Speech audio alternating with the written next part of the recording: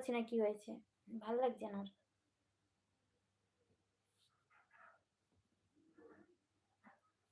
ভাল লাগছে না, লাইফ বের করতে ইচ্ছে করে না।